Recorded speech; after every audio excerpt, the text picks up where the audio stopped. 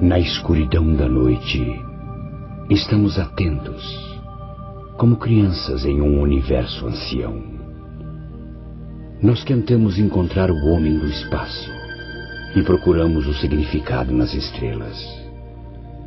Nós procuramos por respostas, nós procuramos pela vida, talvez não a vida como a conhecemos. Um mundo à parte, não é? Sei o que vi naquela noite. Era real.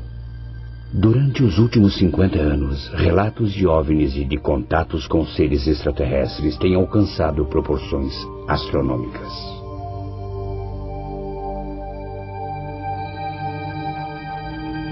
Esses relatos podem ser definidos como fraudes. Foi muito fácil reproduzir essas fotos. Um fenômeno natural? Aeronaves militares secretas estão sendo confundidas com OVNIs? Eu vi sobrevoando um objeto prateado no céu que não era identificado. Essas aparições existem apenas em nossas mentes? Ou a vida inteligente além de nós e os extraterrestres estão mais próximos do que imaginamos?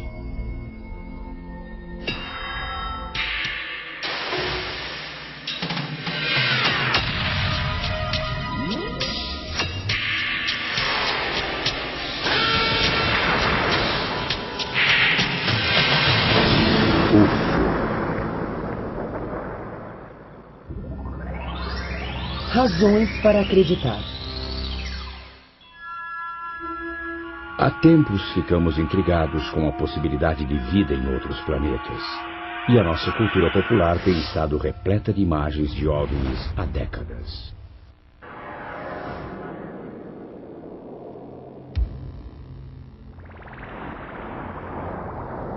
Mas os primeiros grandes relatos documentados de aparições de OVNIs no mundo real surgiram nos últimos meses da Segunda Guerra Mundial. As aparições que tivemos aqui, acho que foram em 1944, em novembro ou dezembro, víamos essas esferas de luz que voavam nas asas de nosso avião.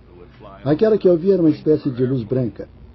As outras pessoas viram luzes vermelhas. Algumas viam luzes verdes. E algumas relataram que iriam tentar perseguir uma delas. Elas jamais conseguiriam pegar uma.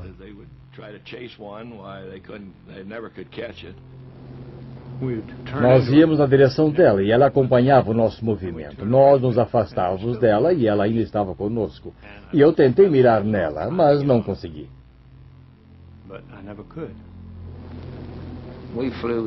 Voávamos no mosquito britânico, que era capaz de desenvolver 833 km por hora. Nós tentamos nos aproximar várias vezes, emparelhar com ela, e nunca conseguimos sequer chegar perto. Os pilotos chamaram esses objetos voadores não identificados de caças Fu, mas ainda não sabem se eles eram armas secretas alemãs, ilusões de ótica ou algo completamente diferente.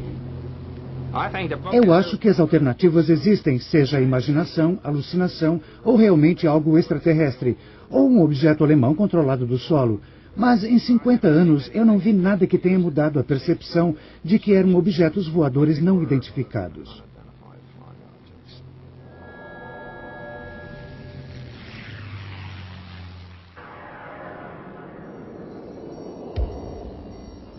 Dois anos após o fim da Segunda Guerra Mundial, no estado de Washington, um piloto particular chamado Kenneth Arnold relatou ter visto uma aeronave de aspecto peculiar perto do Monte Rainier. A aeronave aparentemente começou a se mexer e se virar e estava voando mais rápido do que qualquer coisa que Arnold já tinha visto. A notícia sobre a aparição foi espalhada pela imprensa e o termo discos voadores foi cunhado.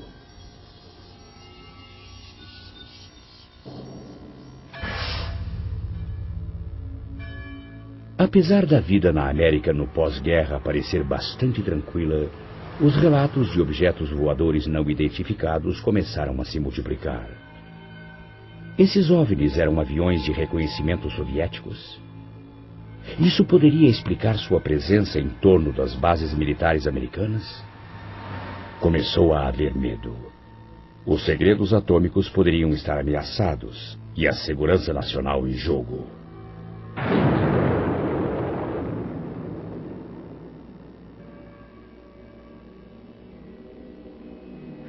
Dada a sua potencial importância, os relatos de OVNIs e os raros filmes de testemunhas não chegaram à polícia ou aos cientistas. Em vez disso, durante 22 anos, eles foram coletados como parte do Projeto Livro Azul para investigação pela Força Aérea. O chefe do projeto explicou o motivo. Antes de mais nada, tentamos determinar se o fenômeno dos OVNIs é uma ameaça à segurança dos Estados Unidos. E determinar se o fenômeno dos OVNIs inclui algum avanço tecnológico que poderia ser canalizado para pesquisa e desenvolvimento. Finalmente, em 1969, os arquivos foram fechados. A conclusão da Força Aérea: nenhuma ameaça e poucos dados. Eles analisaram 3.201 aparições. Eles categorizaram cada uma delas. Fizeram uma avaliação de cada uma e o que descobriram foi que 21% dos casos examinados tinham de ser classificados como desconhecidos, completamente separados e distintos dos 10% que foram classificados como informação insuficiente. Descobriram que quanto melhor a qualidade da aparição, maior era a probabilidade de ser algo desconhecido. Ainda assim, o que o secretário da Força Aérea disse ao público? Ele disse: acreditamos que nenhum objeto descrito como disco voador já tenha voado sobre os Estados Unidos. Muitos ainda não estavam convencidos das descobertas oficiais do governo, e sua descrença pareceu encontrar apoio por algum tempo, em 1987. Foi então que o pesquisador britânico Tim Good pôs as mãos num documento informativo que foi endereçado ao presidente eleito Dwight D. Eisenhower e datado de novembro de 1952. Os papéis pareciam revelar o resgate clandestino de extraterrestres após a queda de um objeto voador no Novo México em 1947, realizado pelo governo. Os encarregados do resgate foram chamados de os 12 Majestosos. Segundo esse documento, um fazendeiro local relatou ter encontrado um disco voador que tinha caído a 120 quilômetros a noroeste do aeroporto militar Roosevelt. Durante o resgate, 4 extraterrestres mortos supostamente foram encontrados. Seus restos teriam sido removidos e enviados para várias localidades diferentes para serem analisados. Não há dúvida de que a importância desses documentos foi monumental. Quero dizer, nada como isso já tinha aparecido. É dinamite pura. Prova que existem discos voadores, visitantes extraterrestres, a coisa toda. A implicação disso é: 1. A Terra está sendo visitada por naves extraterrestres. 2. O governo sabe que isso é verdade. Não só abstratamente, mas tem pedaços de uma nave e corpos de extraterrestres desde pelo menos 1947. Mas nem todos estavam certos disso. Cerca de 10 minutos depois de ver as conclusões baseadas na minha pesquisa de OVNIs até aquela época, eu sabia que essas coisas não eram reais. Entre os documentos que Tim Good recebeu estava um memorando do presidente Truman ao seu secretário de Defesa. Críticos afirmavam que sua assinatura era idêntica àquela que estava em outro documento, um problema para analistas de documentos. Qualquer pessoa familiarizada com análise forense de documentos sabe que uma pessoa nunca assina o seu nome 2 vezes da mesma maneira. E isso sugeriu que a assinatura do documento genuíno, que provava que não era um OVNI, tinha sido cortada por um falsificador e colada nesse falso documento presidencial para dar um ar de autenticidade.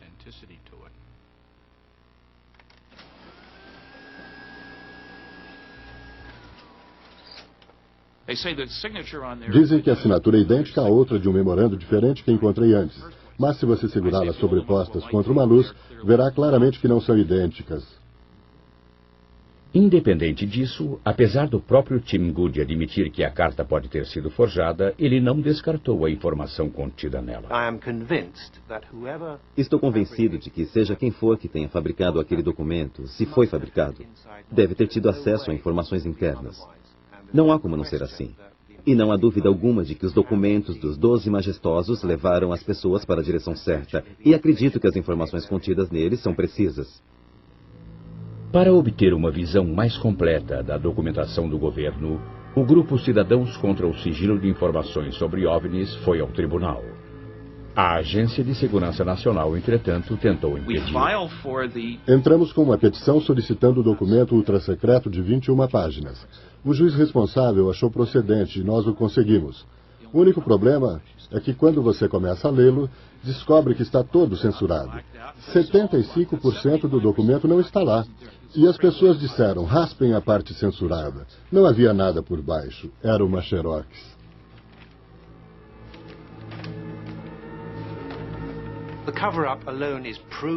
O acobertamento disso é provado pela liberação de documentos por agências como o FBI, que negaram qualquer envolvimento em pesquisas de OVNIs até que a Lei de Liberdade de Informações mostrasse que eles estavam mentindo. Eles liberaram 1.100 páginas de documentos. A CIA negou qualquer interesse pelo assunto. De repente, agora temos milhares de páginas sobre informações relativas a OVNIs, que datam até da década de 40. O que claramente indica que houve um acobertamento. Certamente o Centro para Estudos de OVNIs, uma entidade privada, acha que existe validade para esse trabalho. Mais de 100.000 casos estão arquivados aqui. Em mais de 20 anos de trabalho nessa área, estou convencido de que há um fenômeno misterioso ocorrendo, que está sendo negligenciado pela ciência, não pelo público, mas pela ciência. E é em detrimento da ciência... Em março de 1990, na antiga União Soviética, caças são enviados para investigar luzes pulsantes a nordeste de Moscou. Durante 3 horas e meia, eles perseguem as luzes que se moviam a velocidades de até 4.800 km por hora. Nenhuma imagem de radar apareceu nas telas nas estações de solo, mas fotografias foram tiradas e o rastreamento térmico produziu resultados. Para o chefe das Forças de Defesa Aérea, esses resultados secretos eram provas suficientes da existência de OVNIs. Mas os jornalistas estão perguntando se houve outras aparições. Destes 1.990 casos, só um estava embasado por evidências. Este é o único caso em que há provas reais. Nem se considerou que a aparição poderia ser de um bombardeiro stealth. Nunca pensamos que fosse uma aeronave stealth americana. As características de radar não são as mesmas. O stealth se comporta como um avião em termos de velocidade e maniabilidade. Os OVNIs são muito diferentes. A regra que não está escrita: não dispare em OVNIs. No que se refere às instruções oficiais, nós, da Defesa Aérea, temos certas regras que não estão escritas, que significam que não devemos disparar em OVNIs. A partir de 1977, um estudo oficial do Ministério Soviético de Defesa tem coletado centenas de relatos de OVNIs, alegadamente para adquirir tecnologia extraterrestre para uso militar.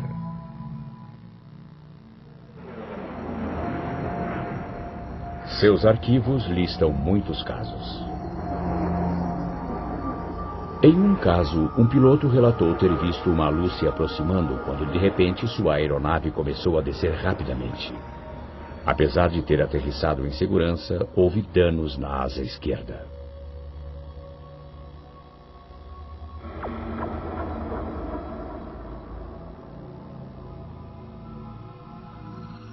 Inédito no Ocidente, esse filme amador parece mostrar um OVNI sobre o parlamento em Vilnius, a capital da Lituânia.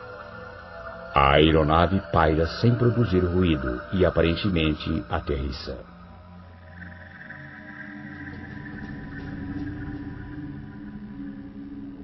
Ao amanhecer do dia seguinte, a milícia local gravou estas imagens em vídeo.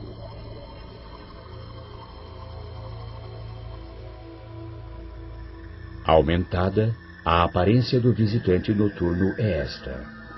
Ele se move diferente de um helicóptero ou avião normais.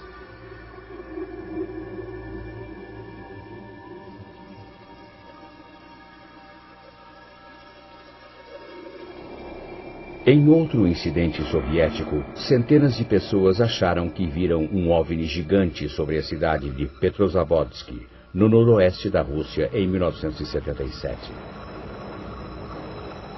Mas estudos estabeleceram que era o propulsor de um satélite lançado secretamente. Ainda na Academia de Ciência Soviética, tais fenômenos são considerados dignos de uma investigação séria.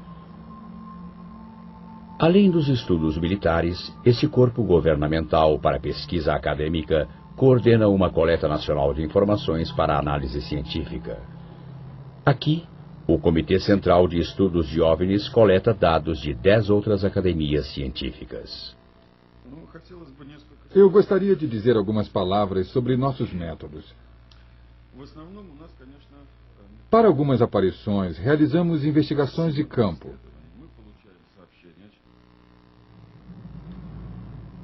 Uma aparição aqui resultou em 12 anos de pesquisas.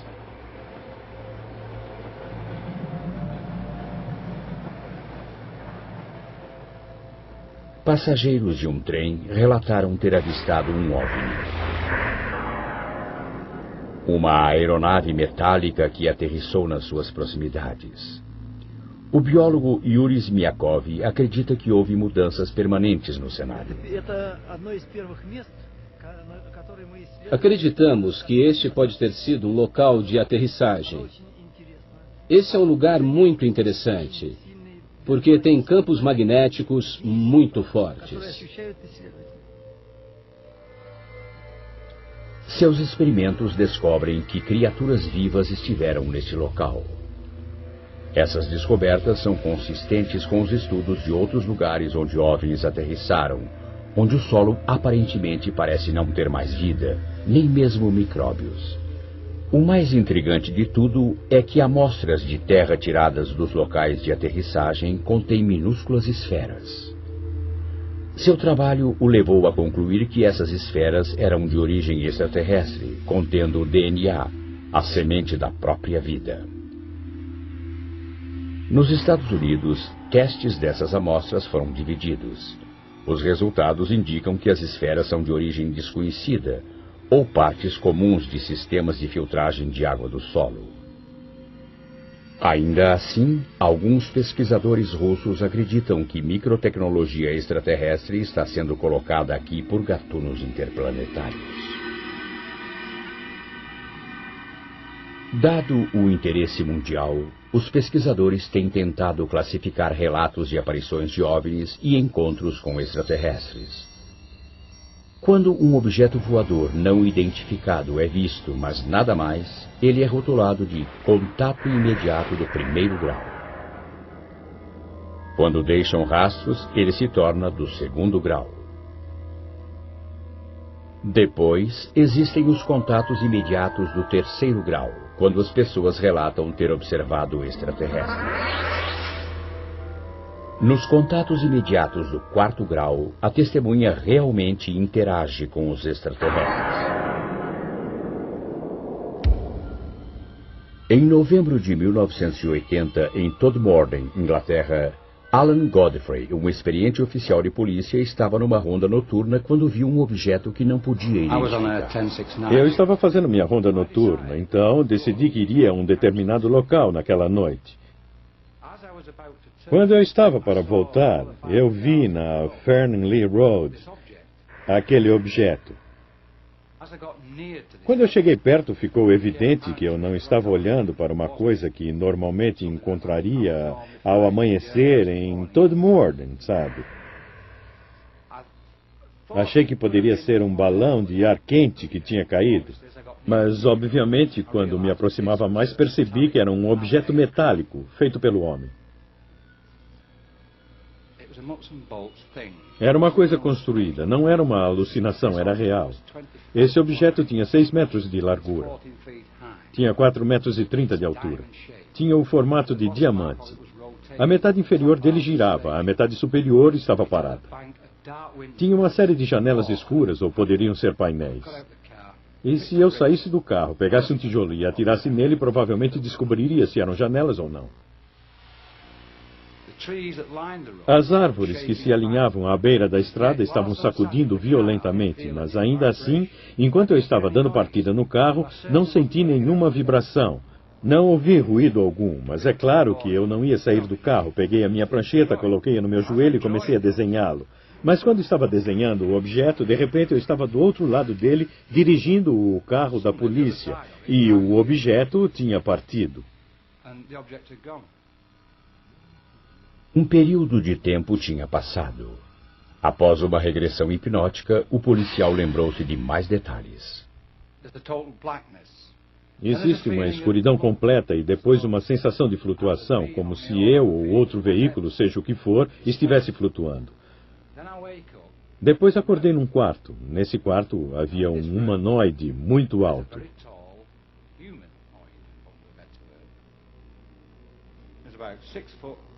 Ele tinha entre 1,83 m a 2 metros, muito alto, magro, de barba. Ele vestia uma touca cirúrgica e estava com seu avental branco. O que aconteceu depois foi que pediram para eu subir nessa cama. Ele me fez perguntas e eu não sei como as fez, porque a sua boca não se movia. Ele não estava falando. Ele queria que eu subisse na cama. Obviamente, fosse quem fosse, ele tinha uma espécie de influência nos meus pensamentos. Ainda assim me senti à vontade com ele. Me senti confortável com ele. Tive a impressão de já conhecê-lo antes. Eu não sentia medo dele ou algo assim. Eu não senti que estava em perigo. Então, estou na cama e essas coisinhas horríveis aparecem.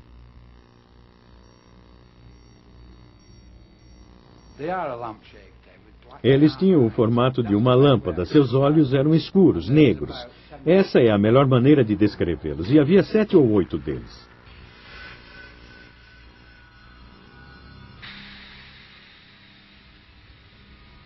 Policiais nas proximidades disseram que tinham visto uma luz no céu, e Alan Godfrey insiste que seu encontro foi genuíno.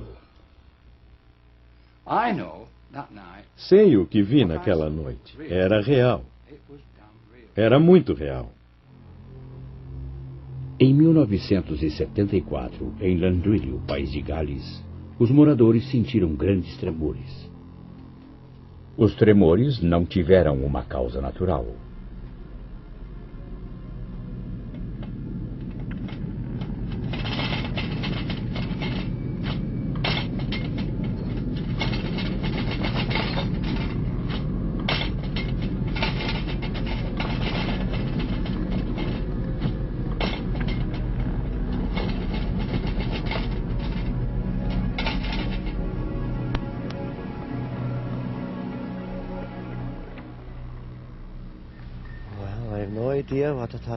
Bem, não tenho ideia alguma do que aconteceu. Não acho que tenha sido um terremoto, sabe? Ainda acho que não foi um terremoto. John Roberts não foi o único abalado naquele dia. Hugh Edwards achou que tinha visto um disco voador. Eu vi esse objeto vir da montanha. Era do tamanho de um ônibus. Era luminoso de uma ponta a outra. Ele atravessou a montanha em direção à estrada. Ele estava bem ali. Ele mergulhou como se fosse bater e sumiu da minha vista indo para o vale. Bom, eu já tinha ouvido muitas coisas sobre discos voadores e pensei, bem, é isso aí. O único som que eu ouvi era como passando pelo ar. Realmente eu fiquei muito surpreso ao vê-lo.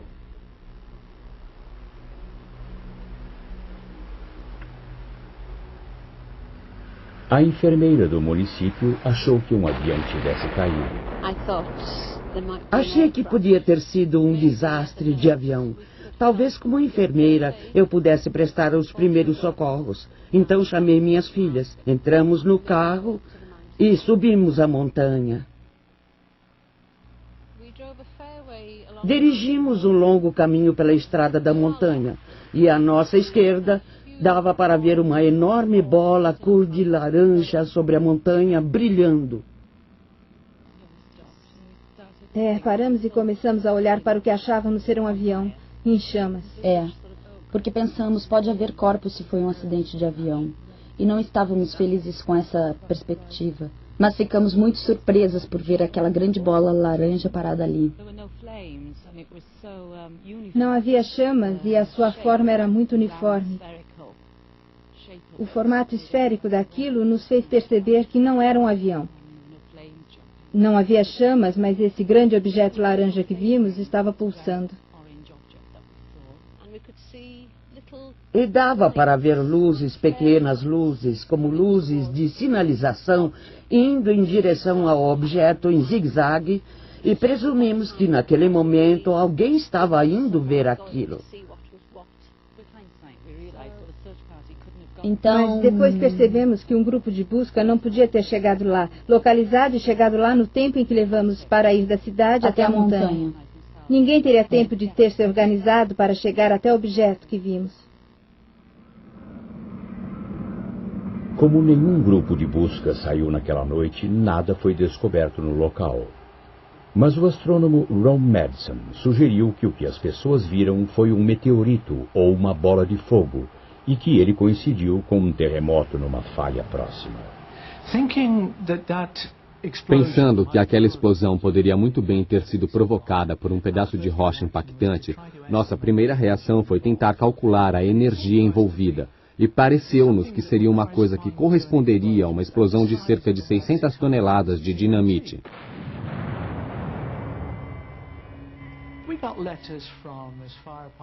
Recebemos cartas de lugares como Penzance e do norte da Irlanda e de Derby, todas relatando visões de uma luz brilhante, com um brilho comparável talvez à meia-lua, movendo-se pelo céu com a velocidade de um avião, mas sem som, e deixando um rastro de fumaça, exatamente como um objeto em chamas caindo. Nos dias seguintes, perceberíamos, é claro, que a cidade não está muito distante da falha bala, que está ativa e vem se movendo regularmente há milhares de anos. E naquela época, nós não sabíamos, mas naquela noite houve movimentação na falha. E isso é uma evidência incontestável. Foi uma coincidência. Havia bolas de fogo no céu, ao mesmo tempo em que houve um movimento ao longo da falha de bala. Também provou ser atribuível a causas naturais, mas não antes que muitos acreditassem ter visto um OVNI. Em março de 1981, o policial Derek Ingram viu e fotografou o que muitos acharam ser uma nave extraterrestre que tinha aterrissado numa escarpa ou encosta. Eu estava na cozinha da delegacia de Coracle. Eu olhei pela janela para a encosta e vi uma luz brilhante muito intensa, uma grande faixa de luz na face da rocha. Observei a luz talvez por uns 10 minutos e achei que valia a pena tirar uma foto porque era algo incomum. Eu dirigi até o morro e andei pela encosta para tentar encontrar alguma coisa. Talvez algo tivesse caído ou algo tivesse acontecido. Não havia nada lá em cima, não encontrei nada que pudesse explicar as luzes. Os crédulos viram uma nave chata com 3 luzes. E como a imprensa estava presente, pesquisadores tentaram identificar os visitantes. Depois que as fotografias foram tiradas, os negativos entregues à Sociedade Ufológica de Yorkshire, que passou 2 anos investigando o caso, enviaram os negativos à Sociedade de Observação de Discos Voadores na América para um reconhecido analista alemão. Nenhum dos grupos conseguiu apresentar uma explicação satisfatória e, de fato, a Sociedade de Observação de Discos Voadores disse que a explicação mais provável era a neve. Em 1983, a Sociedade Ufológica de Yorkshire levou o caso a público e afirmou que aquela ainda era a melhor evidência de que uma neve tivesse sido vista nas Ilhas Britânicas. A investigação continuou e, em 1987, tínhamos quase desistido de descobrir o que tinha causado aquilo. E foi numa viagem de fim de semana a Dales, com minha esposa e meu filho, que decidi parar e mostrar a eles a encosta de Corico. E veja só o que estava olhando para mim na face do morro, o OVNI de Corico. O que encontraram certamente foi uma surpresa. Estamos a cerca de 335 metros no penhasco de Yorkshire e este é o OVNI de Corico. Pode não parecer muita coisa de perto, mas dá para ver as 3 bolas de luz da fotografia. Elas são criadas aqui, e aqui, por uma ilusão complicada, uma mistura de líquen em branco, líquen verde e arenito silicoso de Yorkshire, que contém cristais de quartzo e a água da chuva. Tudo isso, quando iluminado de determinado ângulo com a chuva ou umidade, dá a ilusão dessas 3 esferas de luz. Em alguns dias podem ser muito brilhantes e noutros podem ser muito fracas. Naquele dia, quando Derek Ingram as viu, estavam muito brilhantes e foi isso que criou nele a sensação de que estava vendo uma coisa incomum, apesar de ele ter olhado por sua janela todos os dias nos 2 anos anteriores e não ter visto nada. Apesar de algumas aparições poderem ser explicadas claramente como fenômenos naturais, os OVNIs continuam a povoar a imaginação do público e há muitos embusteiros prontos para lucrar com esse fascínio.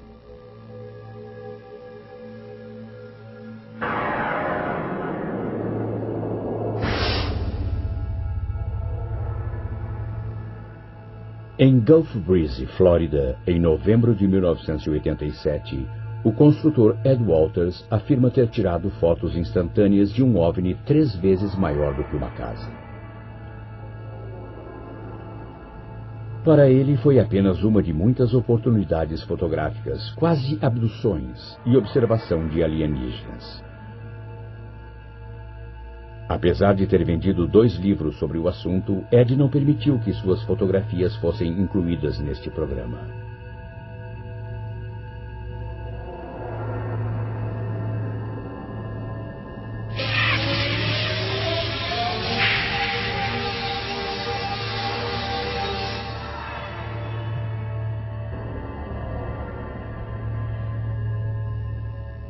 Fotografias como estas não são difíceis de falsificar.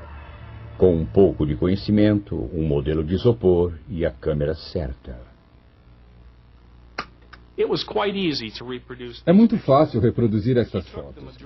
Ele tirou a maioria dessas fotos, cerca de 30 delas, com uma câmera Polaroid 108. É muito fácil conseguir dupla exposição do filme nesta câmera.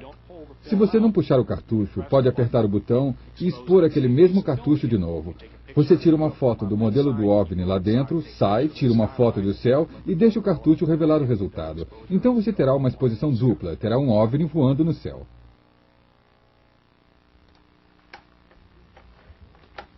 Ainda assim, Walters tem seus discípulos, e o analista de fotografias Bruce Maccabee é um deles. Físico pesquisador do governo, Maccabee acredita em OVNIs e é o autor de muitos estudos científicos sobre eles. Eu analisei todos os filmes e vídeos que foram feitos por Ed Walters. Eu acho que estudei a maioria dos vídeos que foram feitos por outras pessoas de lá. Ele está parado ali. No que diz respeito a fotos e vídeos de Ed, é minha opinião que são reais. Analisei esse material cuidadosamente, levando em conta as críticas que têm sido feitas contra ele. E encontrei motivos para rejeitar as críticas. No beisebol, você erra 3 bolas e está fora. Para Ed Walters, neste caso, a primeira bola foi quando um modelo foi encontrado no sótão de sua antiga casa. A segunda bola foi quando um jovem chamado Tommy Smith se apresentou e afirmou que havia uma testemunha que viu Ed criando as fotos de OVNI com uma dupla exposição. A bola 3 foi quando eu fiz experiências fotográficas e fui capaz de duplicar muitas dessas fotos, especialmente as fotos difíceis como um OVNI pairando sobre a estrada. Então, a minha conclusão é, errou 3 bolas e está fora. Publicamos as primeiras fotos das aparições de Gulf Breeze em novembro de 1987. E eu estava tentando imaginar como apresentá-las, tentando repassar tudo o que aconteceu em Gulf Breeze. Quando meu pessoal entrou, eu disse: vocês não vão acreditar no que vamos publicar no jornal esta semana. E mostrei as fotos. E eles disseram: foi isso que vimos. O Sentinel só deu continuidade à história porque muitas outras pessoas em Gulf Breeze haviam visto o OVNI na mesma noite em que Ed havia fabricado as fotos. Já vi 3 outras aparições à luz do dia e mais de 100 aparições à noite no Parque Shoreline em Gulf Breeze. Eu testemunhei mais de 170 aparições. Eram luzes vermelhas e brancas, pairando sobre e em volta de Gulf Breeze, na Flórida. Já vi uma cúpula prateada não identificada no céu. Nunca tinha visto algo assim antes. E foi simplesmente inexplicável.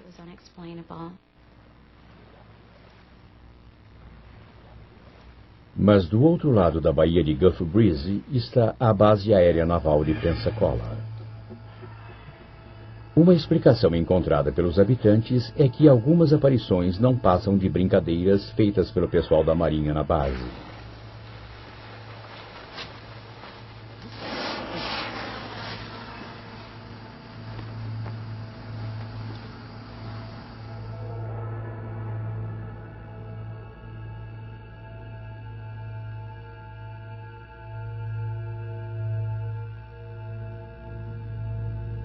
Outra possibilidade é que as aeronaves militares estejam sendo confundidas com OVNIs. Por exemplo, a maioria das pessoas reconheceria os VADs, veículos aéreos desabitados, projetados para reconhecimento e observação secretos?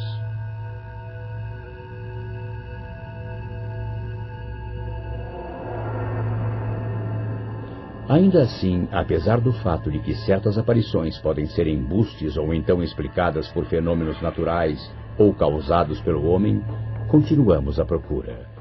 Nosso fascínio só cresce enquanto os cientistas descobrem evidências de vida em outros planetas. Ele só cresce enquanto se torna cada vez mais razoável acreditar que não estamos sozinhos no universo.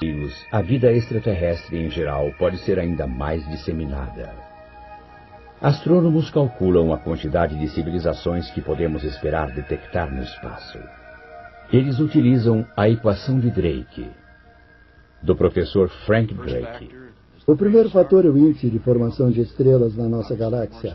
Quanto mais estrelas você produz, mais moradas potenciais de vida irão existir. Uma fração dessas estrelas irá ter planetas. Esse é o segundo fator, a fração que terá planetas. Depois temos que levar em conta a quantidade de planetas em cada sistema que são potenciais moradas de vida. O próximo fator é a fração de sistemas de coisas vivas que dão origem à inteligência. O fator seguinte é a fração de sistemas de criaturas inteligentes que desenvolvem alta tecnologia, uma tecnologia detectável. Mas quanto tempo duram? Por quanto tempo são detectáveis? Talvez sejam destruídos por acidentes cósmicos, talvez de maneira ruim, através de uma guerra nuclear. Achamos que provavelmente se tornam indetectáveis porque sua tecnologia ficou tão sofisticada que não há desperdício de energia. Eles não liberam energia para o espaço e, portanto, não há sinal deles para ser detectado. E então dizemos, bem, deve haver alguma longevidade. L, a extensão de tempo durante a qual uma civilização é visível. E agora, se tomarmos o índice de produção e o multiplicarmos por aquele L, o resultado final é o que começamos a descobrir, que é a quantidade de civilizações detectáveis no espaço. E a quantidade está aumentando. 7 novos planetas foram descobertos no último ano. Um desses planetas é quase tão grande quanto Júpiter, do tamanho da quarta estrela mais próxima do Sol. Um planeta orbitando a estrela 51 na constelação do Pégaso. A última estimativa da quantidade de galáxias agora é 50 bilhões. A quantidade estimada de civilizações detectáveis é de 100 milhões de milhões. Alguma dessas civilizações em potencial está tentando se comunicar conosco? 7. A busca por inteligência extraterrestre está na escuta. Realizei a primeira busca moderna de rádio em 1960. Em todo o mundo, grandes radiotelescópios estavam sendo construídos porque a beleza e a potência da radioastronomia tinha acabado de ser reconhecida. E também naquela época, receptores de rádio muito mais sensíveis foram inventados. A combinação desses novos telescópios e desses novos receptores de rádio nos deram uma sensibilidade muito maior do que tínhamos antes, e foi uma inovação. Em termos de habilidade, tínhamos cruzado uma fronteira muito importante. Então fazia sentido pesquisar. Não precisávamos de qualquer coisa especial nas atividades dos extraterrestres. Se eles fossem como nós, poderíamos detectá-los. Realizar uma busca SET da superfície da Terra é algo muito desafiador e muito difícil. E o motivo é que detectamos sinais inteligentes o tempo todo, só que eles são todos nossos. Todos criados por nós, e alguns com uma vida incrivelmente longa. Sinal de chamada GBTT, Golf Bravo Tango Tango.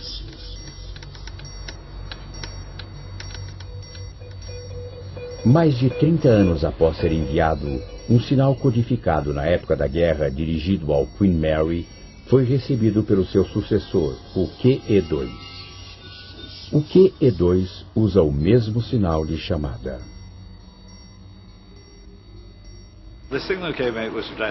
O sinal veio e estava endereçado para Golf Bravo Tango Tango, que é o sinal de chamado do QE-2, mas eram as letras sinalizadas do Queen Mary. E o oficial de rádio que recebeu o sinal reconheceu o Golf Bravo Tango Tango e pensou que era para esse navio.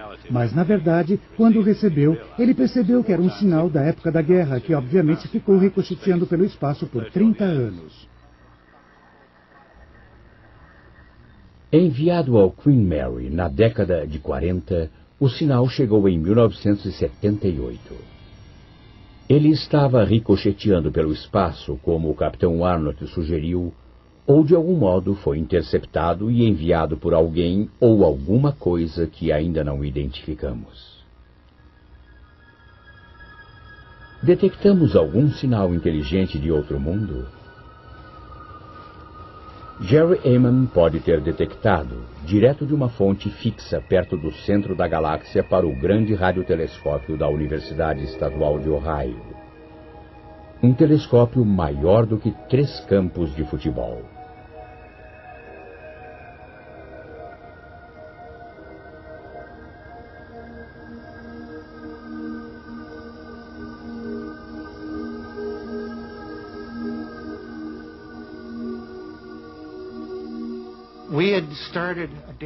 Tínhamos iniciado uma análise de dados em 15 de agosto de 1977, que durou cerca de 3 dias. Enquanto eu estava olhando os dados impressos, estava gravando e marcando todos os sinais fortes, fora do comum.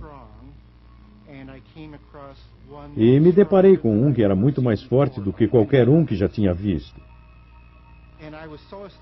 E fiquei tão surpreso com isso que escrevi a palavra "uau" como um ponto de exclamação na margem, sem mesmo pensar.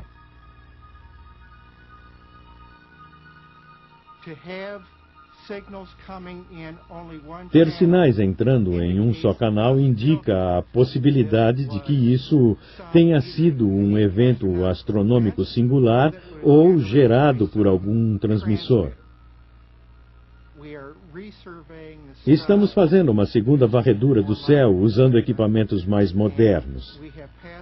E passamos por essa mesma região do céu e ainda não vimos a fonte do uau novamente. Ehman e seus colegas verificam seu equipamento e os números. Estudos eliminaram interferências, sondas espaciais e fontes terrestres. Definitivamente excluímos espaçonaves próximas ou lixo espacial ou satélites na órbita da Terra. E certamente excluímos qualquer coisa próxima, muito próxima do radiotelescópio, como um avião voando através do feixe do telescópio. Não excluímos a possibilidade de que isso seja realmente um sinal produzido por uma inteligência extraterrestre.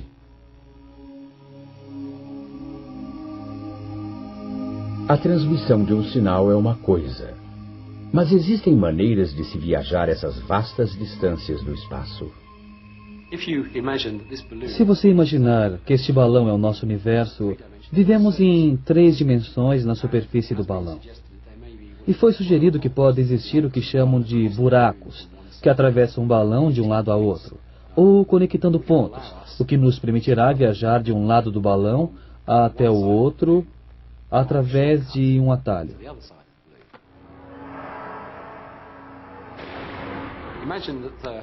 Imagine que esta folha de papel seja o nosso universo, e que estamos no ponto A e queremos ir para o ponto B. Normalmente viajaríamos de A para B através do universo. Mas seria legal, claro, se pudéssemos encontrar um meio de envergar o universo em outra dimensão. Trazer esses dois pontos juntos e depois dar um passo para o outro lado. E isso é uma espécie de dobra espacial. Dobraríamos o espaço para trazer esses pontos para perto um do outro. Até agora, a resposta continua teórica. Por ora, estamos limitados a enviar aeronaves num espaço próximo, para colher informações, capturar imagens e medir condições. Outros também podem estar fazendo isso? Com essa pergunta, voltamos ao nosso fascínio por algo maior, algo diferente. Voltamos ao nosso fascínio enquanto continuamos a olhar para o céu, olhando, ouvindo e esperando.